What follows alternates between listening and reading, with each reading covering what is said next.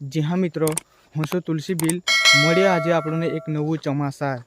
तो मित्रों 2025 ने 11मा महीनानी 26 तारीखे एक दुर्घटना घटी है। नसवाड़ी तालुको छोटाउदेपुर जिल्लो अने अंदर आवेलुं गाम छोटी मर ते गामना महिला भाग करवा माटे संखेड़ा तालुकामां पीपळसप जई रह्या हत्या अने त्यां भाग कर्यो हतो अने ते लोको त्यां रहेता हता। परंतु 8 वर्षनी बाळकीने पाणीनी टांकीमां डूबाड़ी दीने एनी पोतानी मां फांसो खाईने मरी गई अने લીમડાના સાથે લટકેલી જોવા મળી એવી રીતનો છે। એવી દુર્ઘટના ઘટી છે। તો મિત્રો એને લગ્ન ક્યાં થયા?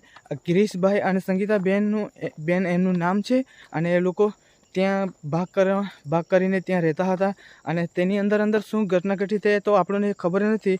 પરંતુ એ ગિરીશભાઈને છોકરા હાટું બિસ્કિટ લેવા માટે બજારમાં મોકલ્યા અને ત્યારબાદ આવીને જોયું તો પાણીની ટાંકીમાંથી બાળકી 8 વર્ષની બાળકી પાણીની ટાંકીમાંથી મળી આવી અને એની માં નથી મળતી। એને શોધખોળ કરી તો ખેતરના શેડે લીમડાના ઉપર ફાંસો ખાઈને એને મૃત્યુ પામ્યો છે। તો મિત્રો એની બે જણાની વચ્ચે શું કંઈક છે કે શું છે તે તો આપણે કોઈ જાણતા નથી, પણ આ રીતની આ દુર્ઘટના ઘટી છે। તે દરમિયાન આગળની કાર્યવાહી હાથ ધરી સંખેડા પોલીસ સ્ટેશને આગળની કાર્યવાહી હાથ ધરી છે અને શું તપાસ ચાલે છે અને તે માહિતી મેળવવા માટે આપણી ચેનલને સબસ્ક્રાઈબ ન કરી તો સબસ્ક્રાઈબ કરી લેજો। ત્યાંથી વધુ આગળની માહિતી આપણને મળી શકશે કે સંખેડા પોલીસે જે આગળની કાર્યવાહી હાથ ધરી છે એની સાથે ગ્રુપમાં અમે જોડાયેલા છે અને એ આગળની માહિતી જોવા માટે મારી ચેનલને સબસ્ક્રાઈબ ન કરી તો સબસ્ક્રાઈબ કરી લેજો। 8 માસની દીકરીને પાણીમાં ડૂબાડી ત્યારબાદ ફાંસો ખાધો। આપણું છોટાઉદેપુર આપણે 27 નવેમ્બર 2025 છોટાઉદેપુર જિલ્લાના સંખેડા તાલુકાના પીપળસ્ટ ગામે એક હૃદયદ્રાવક ઘટના સામે આવી છે, જ્યાં એક યુવતીએ પોતાની 8 માસની દીકરીને પાણીના હોજમાં ડૂબાડી તેની હત્યા કરી હતી અને બાદમાં ખેતરમાં લીમડાના ઝાડે સૂતરની દોરી વડે ગળે ફાંસો ખાઈ આત્મહત્યા કરી હતી। પ્રાપ્ત વિગતો મુજબ ગિરીશભાઈ ભીલ પોતાની પત્ની સંગીતાબેન અને 8 માસની દીકરી હંસિકા સાથે પીપળસ્ટ ગામે ખેતમજૂરી કરતા હતા। ગિરીશભાઈ અને સંગીતાબેન વચ્ચે પ્રેમલગ્ન થયું હતું।